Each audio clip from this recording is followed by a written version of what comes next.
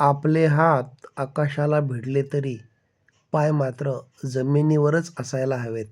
आपणास मिळालेल्या यशामुळं अहंकाराची निर्मिती न होता स्वाभिमान आणि आत्मविश्वासाची निर्मिती झाली पाहिजे.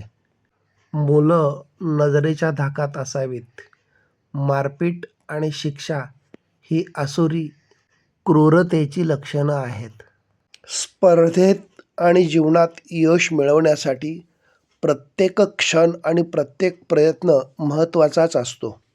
स्पर्धेत मिळालेल्या बक्षिसाचे आपण हकदार असलो तरी त्या स्पर्धेत जिंकण्यासाठी शुभेच्छा दिलेल्या समाजाचा, संधी दिलेल्या पालकांचा आणि महत्त्वाचं म्हणजे मार्गदर्शन केलेल्या गुरुजनांचाही वाटा त्याच्यात असतोच. यशाची नशा कधीच डोक्यात जाऊ देऊ नये.